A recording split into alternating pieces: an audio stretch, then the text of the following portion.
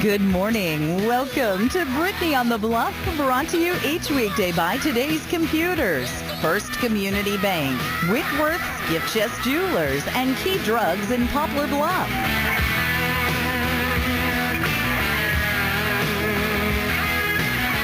Thank you so much for joining us this morning. In the studio today, we have Poplar Bluff Public Schools Superintendent Chris Hahn. How are you doing, sir? I'm doing great today. Doing great. As usual, a pleasure to have you in the studio with us this morning. Yeah, it's good to be back. Well, you know, I want to jump right in here because the first thing I want to ask you about is this crazy, silly retirement you're talking about. Oh, okay, yeah. I didn't think we'd talk about that. Well, come on now. You know, I think you're doing a great job with our schools and, you know. Yeah, well, I appreciate that, Brittney. I appreciate that a lot. Why in the world would you want to retire? What are you going to do anyway? I don't know that, but I do know that, you know, I'm going to try to take advantage of my retirement. Yeah, good. You know, I've reached that point where, you know, financially it'd probably be a good decision for me. Wish I could join you, truth be told. Yeah, but I'm not looking, you know, probably looking to maybe to find something outside of education. Start a second career. Continue Nothing to work, wrong with that either. But, you know, after... you know, 30 years, you know, you've earned the right to get that, and 30 years, yeah. wow. Well, it'll be actually 29, by the time a little over it hits. 29. You know, we're talking about 18 months from now too, so yeah, it's not even really. I wouldn't even call that the near future yet. No, not quite. Yeah, but still yet, you know, yeah. Looking at another career. That's always a fun idea in my book because my mom has always told me, ever since I was about 20, don't you know what you want to be when you grow up? Because I want to try all these cool things. Yeah. You know, radio was one of my things on my list, and here I've done that. Radio you know, is cool. There's some other things I want to try too before it's all said and done. Yeah, but you know, it's kind of Cool. a point where you know, we should be just right, almost completed with that. Yeah. You know, going into the new building program that Be fall a good after I time leave. to turn it over to somebody at that point, huh? So I've been thinking about it when that point would be, and would it be that summer or the next summer, and I think it's going to be that summer of 2016. So. Well, I can't blame you.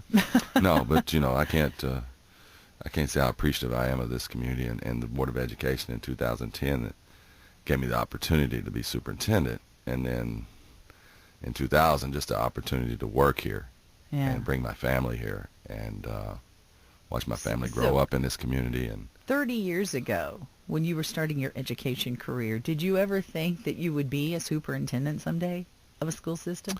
No, I was teaching and coaching and trying to figure out how to win the next game. You know, I was probably... You weren't even thinking about that at that point, huh? No, I wasn't thinking about even, you know, the next year at that point. You know, it was mid-20s and really excited about where I was, and I've been excited every place I've been. You know, that's kind of how I've been too. Yeah. You know, if you can't be enthused, my dad, you know, used to tell me, son, if you don't have enthusiasm, you don't have anything. Good point. Of course, I mean, you could put a lot of words there, but well, you know, sure. but you know, he was all, but you know, yeah, if you're not enthusiastic about what you're doing and how you're living, and absolutely, you know, then what's the point of doing it? Yeah, and if you're not excited, you know, we don't live it. up to that all the time, but you know, we just got to get back on track every once in a while and just be enthused, you know, and live with a passion, play with a passion.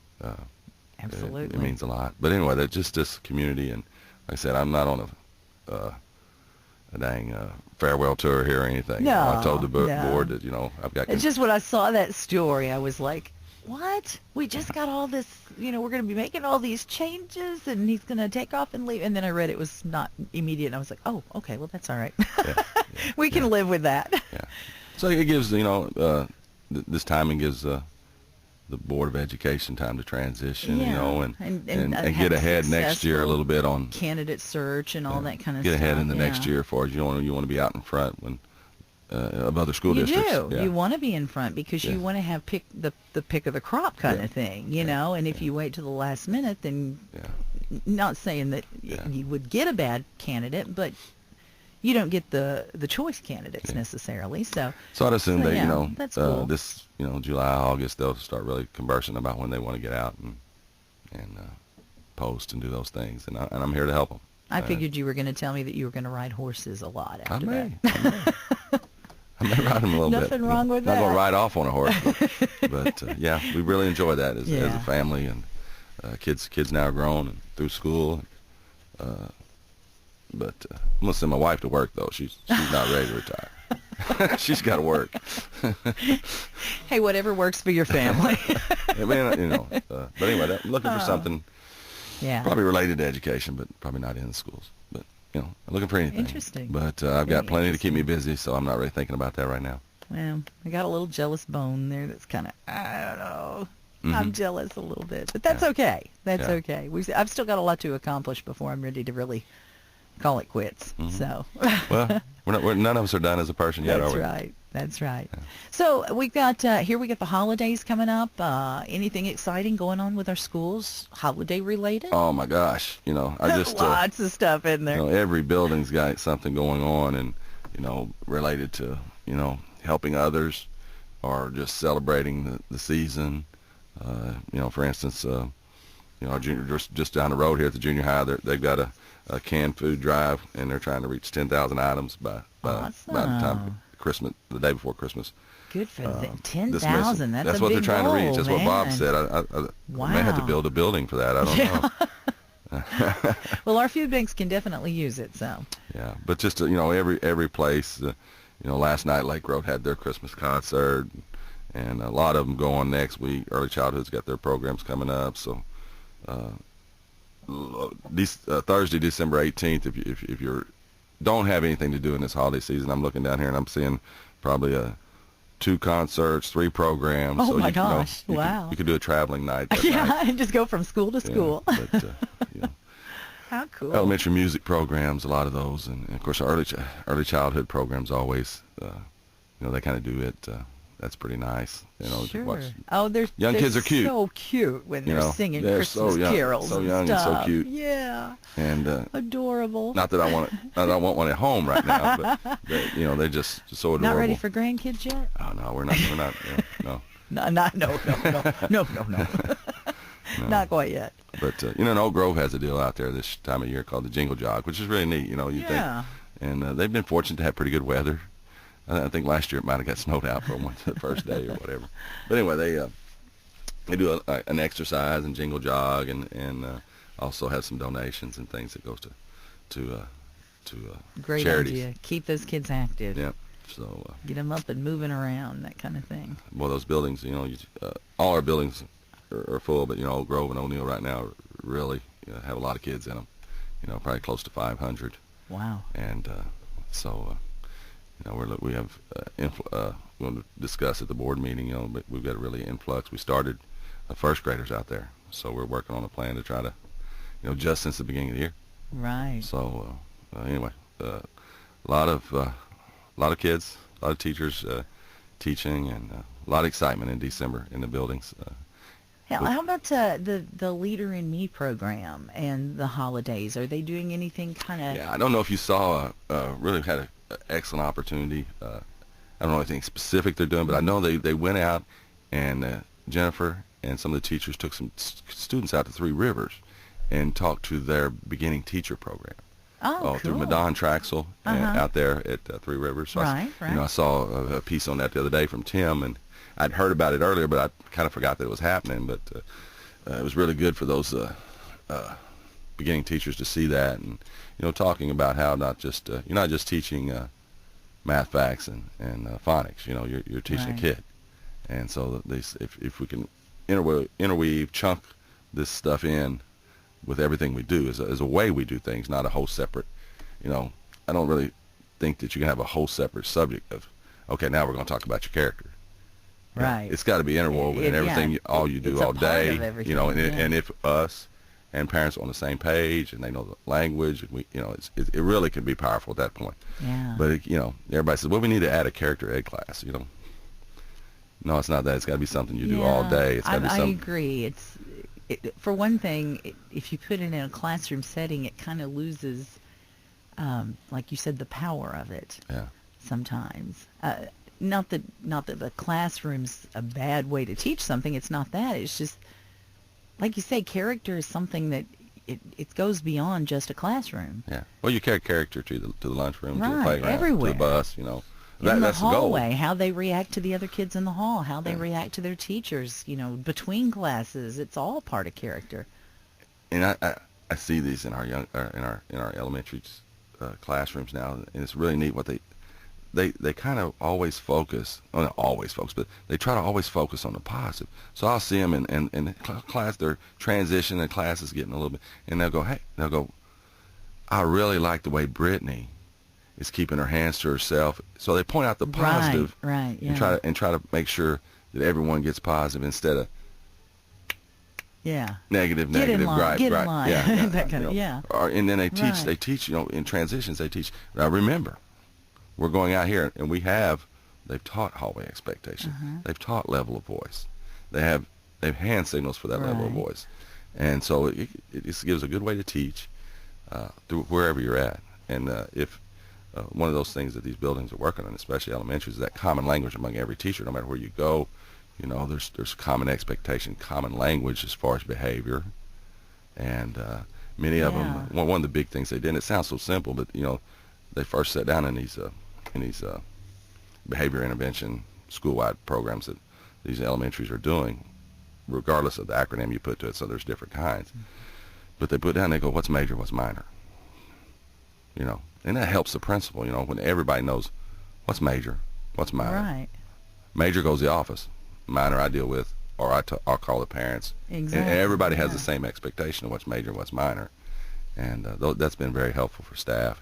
And then just again using those common. If you go to our elementaries, you'll hear they'll start reading and say, that this, and a good reader does this, and they just model. They explicitly teach things like that instead of just giving knowledge out. They preface it, And remember, how does a good reader do things? And I like that. Yeah. I like so that. It's really. What a cool program. It's really neat to watch that, and that's just some of that teaching has come through 8 or 9, 10 years ago, and how they teach reading. It's excellent, dedicated staff. And boy, doesn't that make a difference. Yeah. And I was molded in the secondary mode. I'm taught in secondary schools, junior high, senior high, but they're really, those elementary teachers are neat to me to watch because they get so many things going on in the classroom nowadays. If you walked into our classrooms right now, you don't see one teacher up talking. I mean, you see her moving, and he. Sure. We know what you mean. Moving from group to group, sitting in a small table with 3 or 4, going over here. You'll see 6 or 7 sitting in the floor working on the station. The classroom management, the skills they have, and be able to pull those off, those stations, and be able to, just work a room like that. About 6 years ago, I was in Paula Bradley's room. Paula Bradley now is a reading interventionist as far as, or just an interventionist as far as Lake Road. So she helps all teachers, goes into classrooms. But I was working with a teacher that didn't have as strong classroom management skills, and so I went in to see what Paula did, because Paula, just great and keeps a level, and never just expectations. So I'm sitting there, and they're doing these stations, and the kid finished a station, and he walked over here and he did something. I stopped him. I said, how do you know to do that? He goes, the plan is right here. Pointed to the board, like, where you been? The plan is right here. What a silly question. So they're excellent what they do. That's awesome. They're excellent what they do as far as managing and keeping things going. And that's something for folks that have never been in an educational setting like that. They don't necessarily always realize how difficult it is to keep all these different little minds that are all on different levels, that all have different levels of maturity, that all, their character is all they don't realize how challenging that is to keep an effective classroom setting with all these different personality differences, You're right. We don't. It is even people in the field don't challenge. Stop and realize, wow, I mean, look at what they're doing. Yeah, it is really, really a challenge. I mean, I think it's a rewarding challenge, but it's a challenge. And, if somebody that's maybe, like I come from teacher stock. My mom was a teacher, graduate, teacher stock. Yeah. She retired from education and, had her master's degree in elementary education and all that. And even I, until I started really working with kids at Boys and Girls Club, in a classroom setting like that, really didn't realize what a challenge that is. Even coming from a family of education like that, it is really a an amazing thing to see it work. Yeah. Well, I just really, it sticks out to me because I did teach elementary, and I watched those things. And, Yeah. It's really neat. It is. To go into. It's fun to see a really truly effective teacher at work. We're starting to see the same things in secondary schools, and it's usually revolved around groups in technology, groups in collaboration. Sure. Creating a product, whether it's a video or posting or a collaborative essay or whatever. So you start to see those things. You'll go out into you'll even see maybe 3 or 4 kids in a different place in the classroom, and it's not uncommon to see them out in the hallway working on a project, and the teacher just bouncing around. So you're really seeing that a lot at the junior high, starting to see it at the high school. We're really looking at. We've been talking last week, and we want to really try to work towards get people in our schools to show these things. I mean, we got other schools. I did a column for the DAR today talking about how other schools are coming in and how we're sending our teachers to present even now. So I mean, we're really starting to push out there and go outside of 63901. We're going out there. Yeah. And people are coming to us for information, which is kind of cool. It is cool. Isn't that a cool feeling? And I got a lot of people that have information that they could share with other teachers. But we need to probably we're working towards in our administrative team. How can we get people in our schools safely organized to kind of show off some of these things? So we're going to be looking at service organizations, maybe hosting them in there and doing some tours and talking to Steve about doing maybe some chamber invites to Very people cool. and Yeah. have it scheduled and have staffing there to do it. But really like to people see what's going inside our buildings. Yeah. In a safe and organized manner. And I bet you the curiosity about that is probably at an all-time peak right now. Probably so. With all the changes Probably that so. are about to take place, with all the changes that have taken place recently, I bet curiosity about what's going on in those classrooms is really at a peak. Mm-hmm. So I think that'd be a great idea to allow some folks to see the progress that's being made. Yeah.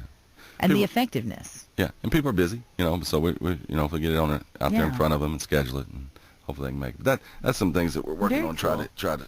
I think that'd be neat. I'd like to come check out some classrooms. I'll invite too. you, Brittney. Absolutely, I would. I would love to do that. May even do a remote, huh? Hey, there you go. So, well, what else is going on with our schools? We've had the digital transformation last year with our junior high, going into the high school this year. How's that playing out? Is it working well? Working well. Good. I mean, it's not working perfect. I'll tell you that right now. Well, you didn't really expect it to first year, did you? I've never had anything work perfect, so I don't know why I'd expect it. But it's functionally it's working well. People are learning. Hats off to our tech department and No Aaron kidding. Badgley and them. They learned so much last year in the junior high. We made mistakes and fixes and then kept people coming in and making it. And our junior high staff was so patient last year as we worked through that first semester and solved problems with the Wi-Fi. Mm-hmm. This is a pretty big Wi-Fi network right now. I would say so. Yeah. Probably one of the biggest in town, isn't it? I mean, who I'm else could saying it might possibly be the have a biggest larger one in Southeast Missouri. Yeah, because I can't think of any business that would necessarily have a larger one. Yeah, I'm sure the hospitals. The hospital. Yeah, that's a good point. Maybe they don't have 10 of them. True. Very right true. now we're at the point where we Right. have 2, and going forward, we don't really know where they go. But we're really trying to focus on each teacher growing in that, students growing in that. Have you had some big pains. challenges as far as the network goes? Not the network. That's been working out well. Yeah, working out well. Good. Classroom management with that device in it. Teachers are learning that. It didn't come simple. Teaching what we call cyber citizenship is cyber citizenship. Yeah. Okay, that's an interesting but term. I mean, it's important because It is. They just need to know how to use that digital and use that information, how to make and yes, it's a tool, but we also need to teach them, how to use it correctly and how to use it as a citizen Responsibly. Yeah. Social media, it's just wide open for kids, regardless of whatever device. I mean, even on their phones. Right. We did a survey the other day of our parents and our kids, and junior high and senior high. 85% of our kids said they had access to the internet at home. which I thought was high. Really? That's higher than I would have I don't know if they're expected counting their too. phones or what they were counting, but that's of our junior high and senior high Wow. students. So I thought, Yeah, that's higher than I would have expected. I would have thought about as well. 60-70% maybe. That's there for them no matter what device they're using, whether it's ours. Ours is filtered on the grounds, and we are searching. When we first got into this, we didn't have an off-site filter. Cost was cost prohibitive, but now that cost has gone down. So Aaron and his group are researching, and we'll be bringing on an off-site filter for those machines, which will help parents a little more. Yeah, that's great. But you still have to be diligent. We will have to be diligent because no matter if filters or whatever, they're not foolproof. Absolutely not. Yeah. But so. The best method is that parental guidance, and making sure that they're periodically at least checking what their kids are doing online. And it's one of those deals. You could be keeping them out of trouble, but you could also be keeping them out of harm's way by doing that. So as a parent, that's something you just have to do from time to time. You have to make sure that they're not accessing things that they shouldn't be, that they're not getting online bullying somebody else, or that they're not online being bullied, and all that kind of stuff. You just have to be diligent with it. Just another thing to talk to your kid about. Exactly. Life's changed. We talk about, as a parent, man, I've got to talk to him about this. I've got to talk to him about this. I've got to talk to him about this. And the list gets longer every year, it does. And you wouldn't be looking at it objectively if you didn't say that some of our culture, or pop culture, or whatever, has moved down so much younger than it used to be. Gosh, yeah.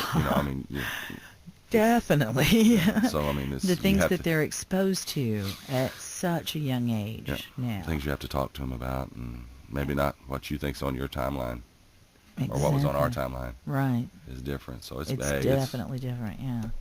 So there are a lot of hard jobs. Yeah. Parenting. Oh, it's not an easy one. It may be the toughest. Golly, maybe the toughest.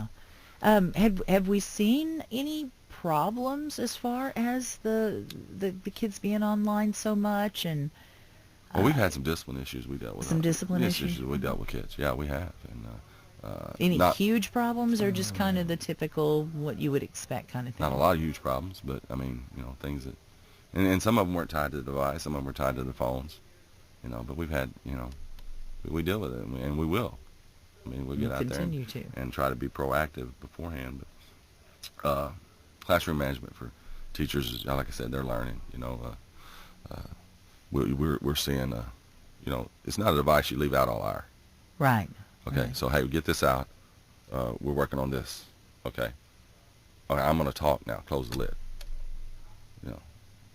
So those teachers are learning, the transition. So we get it out to use it, and then we put it away. And so that's some things they're working on, and then as they're working on projects. I didn't even think about that. Yeah, lids up, lids down. If you don't have them close it up, then you don't have their attention. You don't have their attention unless you're doing backflips up there or something. Yeah. So you have to really transition. I had not even thought of that. Yeah. Note taking.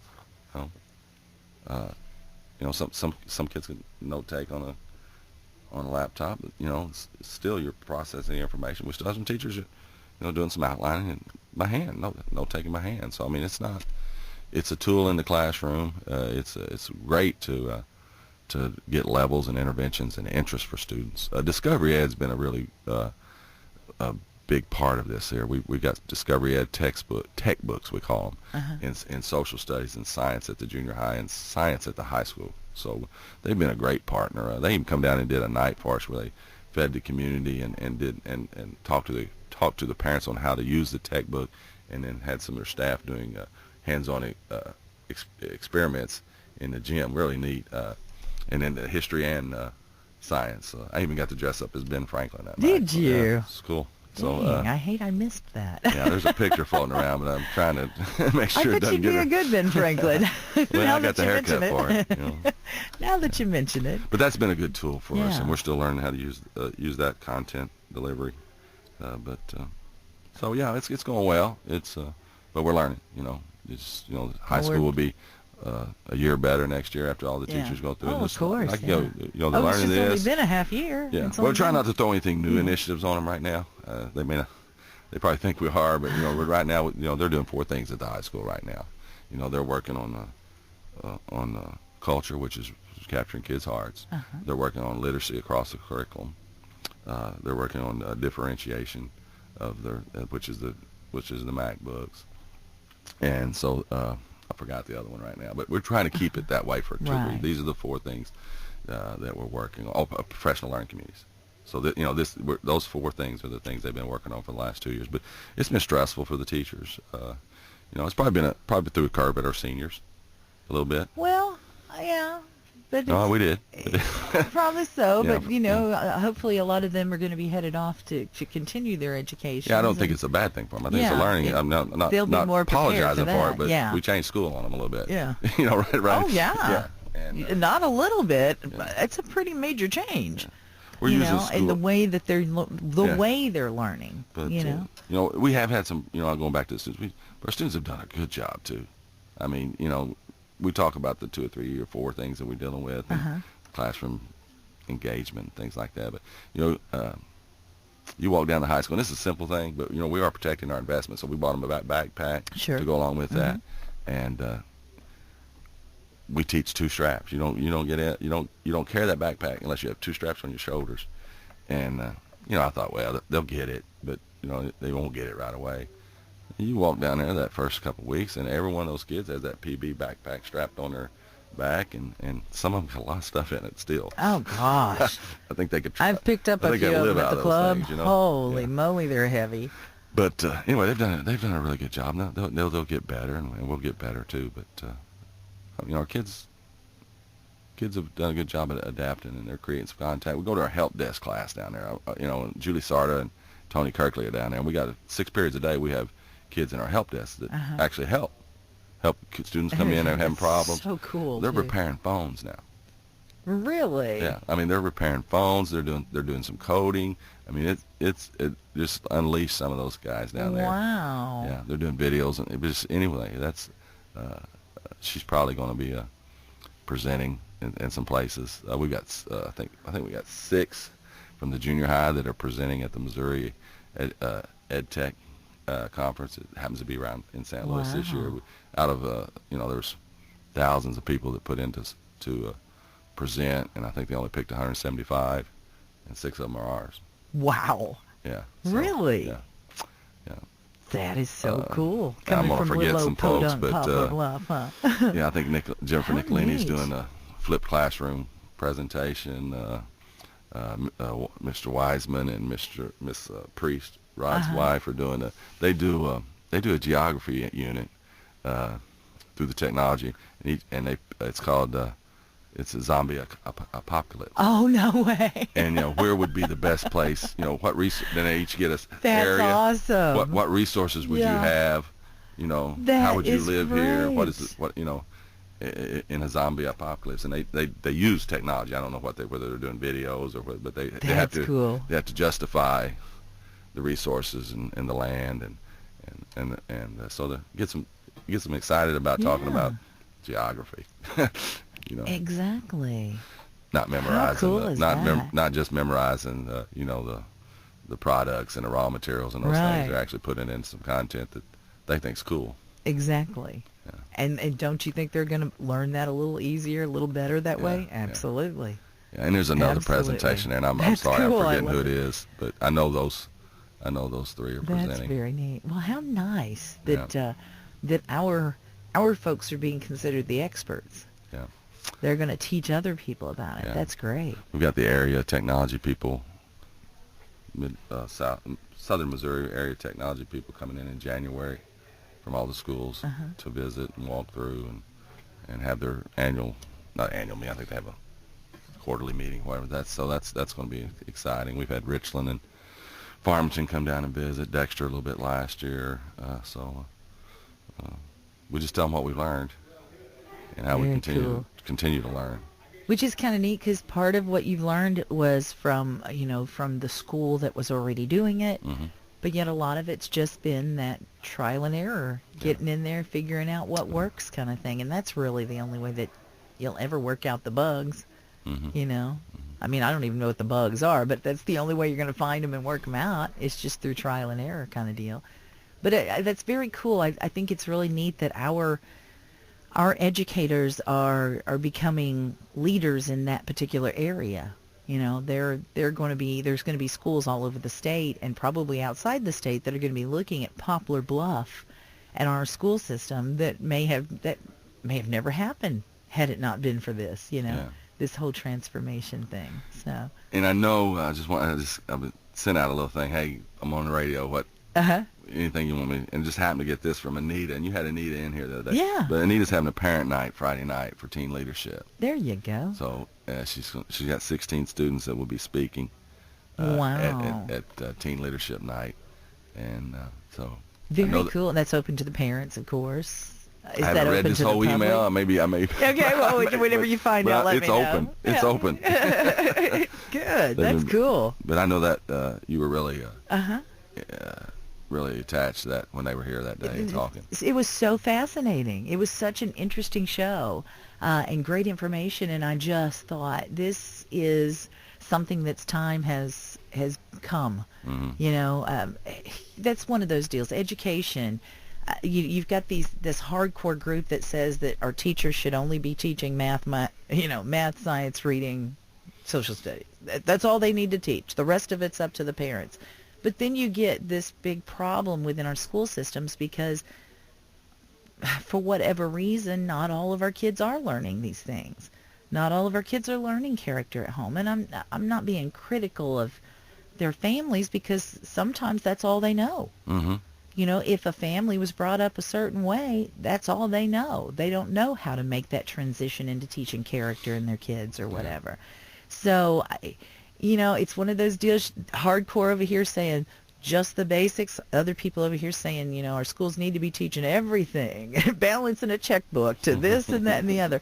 And then there's this nice little happy medium where, yes, math, science, social studies, reading, English, those basic things, but gosh, can't we throw in a little character too? You know, and don't we all benefit from that? Doesn't the family benefit from that? I think so. Yeah. Doesn't the school benefit from it? Definitely. Doesn't the community benefit from that? Yeah. When their kids are taught right and wrong, you know, that sort of thing. Yeah. I think we all get. Yeah, I do. And we don't get a lot of pushback benefit on what we're teaching character-wise in schools. I mean, we well, I was going to ask you about that. Have I don't you get had a lot of any pushback parents on that that. are, because we don't go to, you know. You're not going to the extreme. We're not going to the extreme. You're not. We're not trying to push agendas. You know, right. I'm sure in government and things like that, they present right and left opinions. Exactly. But we try to stay balanced on that. But you know, all we're trying to do is, you know, how you want to be treated, how you want to treat others. And what's wrong with that? You know, so if we stay in that, if we stay there, exactly. How you want to be treated by me, how you want to be treated, how you want to, you know. How are you going to treat others, and how do you want to be treated by them? How are we going to deal with conflict? Right. You know, and how am I going to learn to be a little bit more responsible? So, you know, when you stay in that area, you know, and how do you teach responsibility? You know, I mean, it's not just, you know, it's not a checklist. Right. You know, so do kids have to fail every once in a while? And I don't mean fail by like F's. Right. I mean, do they have to struggle a little bit because they weren't responsible? Is that teaching responsibility? I think it is a little bit. A little bit, yeah. But you know, it can't be like a cliff. You can't go to the cliff and say, okay, you weren't responsible, you fell all the way down. Bye. We need a few nets on the way down. Yes, I would say so. The opportunity to get back on top of the cliff. Sure. But you know, if every struggle, if every hard time, or every time that I don't live up to my expectations, behavior-wise or whatever, somebody that bails me out of it, am I learning anything? You know? Probably not. So there has to be some consequences. Consequences have to be right. Without getting too political on that, I'm afraid that's what society did for a while, was kind of took away a lot of consequences for bad choices, and look where it got us. Yeah. See, I don't think a 16-year-old ought to pay the rest of their life for some of their consequences. For some mistake, yeah. But some of them they do, because, you know, teen pregnancy and things like that. You know, I Absolutely. mean, not to say that a human life is a mistake. I'm No, not saying that. I think But, everybody that's listening but they lose understands what you're opportunities. saying. They yeah. lose opportunities for some of their choices. But Makes life more challenging, yeah, for sure. yeah. But we need to make sure that there are some consequences, there are some struggles, but it doesn't take them down to the bottom. Right. They still have the opportunity to move forward. And tomorrow's another day, and you start new. And but you do that next time, you won't have to have those consequences. And what do we learn from this? And what are we going to do next time? But we have a tendency, I mean, to want to, as a society, to prevent our kids are going through struggles. Sure. I mean, what parent particularly wants to see their kids struggle? Yeah, But you're right. That's where we get some of life's most valuable lessons. Sometimes, is through the tough times. Yeah. When everything's going great, yeah, you can put a smile on your face. But what are you learning? Yeah. So we, you just have to be balanced in your, Yeah. you don't want a consequence again to take a kid out of something, but or not be able to recover. Right. But doesn't hurt. I mean, it's not the end of the world sometimes if you get a detention. Right. Get on your kid, tell them to do better, but I got detention once. Oh man. We don't want to talk about what I wish they'd had detention. And I my didn't mama have detention teacher when I was was in not happy. Yeah. Yeah, we didn't have Saturday school and stuff like that. We just had to stay after school. That was our detention kind of thing. I had to go home. Ooh. My dad was a principal. So See, you're like me. You had to face the consequences at home. That was a lot scarier than what was going on at school. I've been disciplined by a professional. There you go, me too. Absolutely. Yeah, corporal punishment. That's what I tell my friends. Yeah. I never got a paddling at school. No, you didn't. I got a couple. I didn't because I knew I'd get beat to death at home. You know what I mean? Junior high was. Oh, that's funny. I learned a lot in junior high. Yeah. So yeah. But anyway, that's interesting. Neither here nor there. But Yeah, back to the point is that you learn, and we try to make sure that if there are consequences to the behavior, that they serve the consequences, whatever they are. But also it should be, what are we going to do next time? We'll do that. Work with the parents. And understand that those consequences are because of the bad choice. Not because of you. Right. Because of the choice. Yeah. Exactly. Yeah. It's not that you're a personalized. bad person. I mean, even as adults, we screw up stuff too. It happens. But yeah, that's the I think really the big lesson with kids is that you do let them understand your choice. This is the consequences of your choices, of making that decision. This is not because I don't love you. This is not because you're a bad kid. This is not because you're stupid. These are because of your choices. And next time when you're faced with that choice, you got to make that choice, left or right, yes or no, whatever it is. Think hard before you make that choice.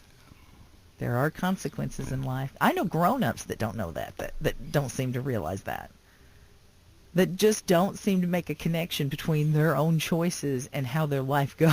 Yeah. You know what I'm talking about? Have you known people like that? Right. Yeah. Probably. So for a kid to really grasp that, it takes some time. Yeah. Takes some Takes time. some time, some maturity. Yeah. They're not going to get it right. Right. They're not going to get it right first time, all the time. But anyway, our kids. Very cool, though. Our kids are doing a good job for us. Excellent. And we have some challenges. We deal with things in public schools that probably didn't get dealt with, as far as in the past, as far as oh yeah, definitely. More severe behaviors, more severe disabilities. But that's our job, and we do it. Right. And you talked about what do we do? I mean, we do a lot. It's not just the basics. Right. Right. Food and daycare and after school latchkeys and things, because our parents need it. And Boys and Girls Club, all that. Because I mean, it takes many times two working people to make it happen nowadays. It does, yeah. And not everybody can come in. So try to make those transition times, before school, after school, easier for parents. Sure. Yeah. Wow.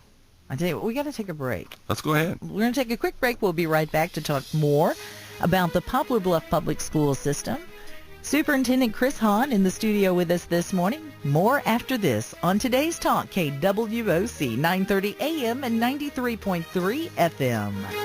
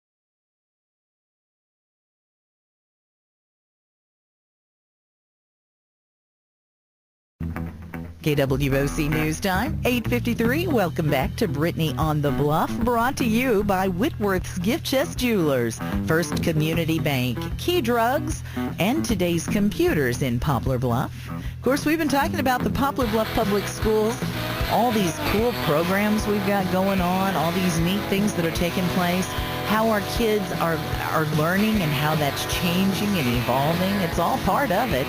Superintendent Chris Hahn in the studio with us this morning. During the break, you were telling me there's going to be a little fundraiser for St. Jude coming up.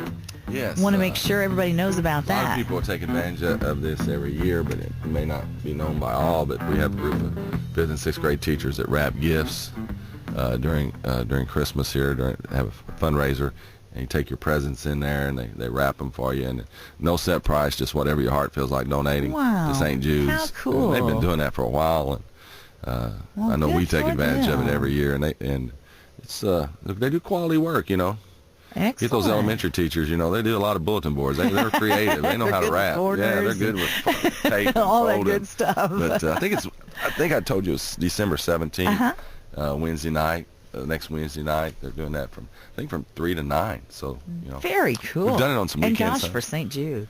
Yeah. So you can't go wrong. Yeah. Any money you give them for wrapping those gifts is going right to St. Jude and the kids at St. Jude. It goes in that pot of money that we end up giving to them in the spring. Yeah. And have really been blessed by that work. And I love when I hear about things going on in our schools for St. Jude. Yeah. Especially when the kids are involved. I think that's so cool for kids to learn to give, to be givers, and to have, generous hearts when it comes to other kids and other people and families. And how cool is that? That's another one of those great lessons. That just rolls off our tongues. Danny Thomas, you know, it does, St. Jude doesn't Center. it? But yeah. you got to think about, hey, how'd that get started? You know, true. Danny Thomas, how do you know? I'd like to look into that because power of one sometimes. Oh yeah. I can tell you a little bit of the story, but we're about to run out of time, so we'll have to save that for off the air. How about that? Yeah. So and also that event that you were telling me about earlier, that is open to the public. Yes, that's. So anybody listening that wants to learn more about teen leadership is a new class. It's tied to our Capturing Kids' Hearts program. Fascinating we have, stuff. 4 sections of it, I think. It's just really to watch what these kids do, and how they've grown, and things they can do, and they do a lot of public speaking. And I think Anita Fry said that they've got about 16 kids that are speaking that night. 16. Wow. These, mostly I think 7th graders. Mostly 7th graders. So really cool. Yeah, when you sent them in to do the show for you one month, I was absolutely blown away. Yeah. And so impressed with what they were telling us was happening in the school. Yeah. So cool. We got a big week next week. I don't know if people pay attention much to the Missouri news but our state board is going to pick the new commissioner next week. And really excited about the list of finalists. Oh, really? Going forward, I got Terry Adams, who's been a school person for a long time. Doug Hayter, who's been in Branson as a superintendent. Norm Redder, who's been in Springfield Public Schools for years, and then C.J. Huff. And I don't know if you remember, C.J. was here in town for Bright Futures, I do. and we've been coordinating with him for a while. And C.J. put his name in to be the Commissioner of Education for the state, and that's appointed by the state board, not by the governor. They were, so that's coming up next week. So we're really excited. I think Margie Van Dieven is an internal candidate there also, but really excited with that list of candidates. So going forward with a new commissioner. Dr. Nicastro's leaving at the end of the year, so really excited to hear. Probably any of those would be a great choice. I think it's a great slate. I'm really excited about the level of talent they've got for applying for that job in the finals. So cool. That announcement will be made next week, I guess. Okay. Well, we'll be paying attention. Yeah. We'll be paying attention. Got a couple of minutes. Anything else you want to let us know about before we let you slide out of here? No, I don't have anything to right off hand. Just if you Don't need we school have, information, Facebook. We have a Facebook page. Absolutely. We have web pages. Got a great website. We got a telephone.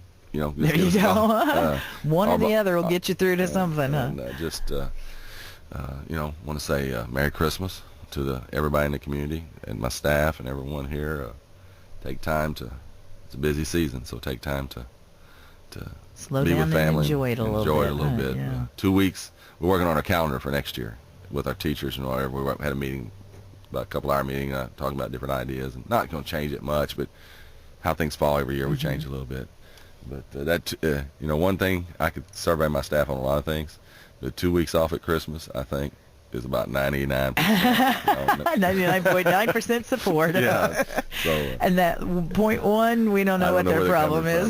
They got on the wrong line, I think, when they filled it out. But hopefully the parents enjoy that those 2 weeks off. Don't we have a day off coming up in the next couple of weeks? Am I wrong? We're out 2 weeks. Well, and I know Christmas break. We don't have any days off before. No, we don't do any collaboration days in December. Oh, for some reason I was thinking there was one in December. Okay. No. Well, the break will be here before you know it, though. Yeah, we already have a break, and people finishing up finals. If you got kids in secondary schools, next week will be finals. So make sure they're prepared for it. Yeah. Make sure they check their Schoology account. Every one of them has a Schoology account. Don't wait till the last minute to study. Start now. Be ready for it. Well, Superintendent Hahn, thank you so much. I appreciate it. Thank you for the opportunity. We always appreciate. I know you've got a crazy busy schedule, but I appreciate you making time for us. Yeah, like I said, I love the opportunity, and thanks for letting us talk about schools. Oh, glad to do it. Yeah. Love talking about schools. Thank you. KWOC News Time, 8:59. That's it for today. We'll do it again tomorrow right here on KWOC. Proud to be your source for local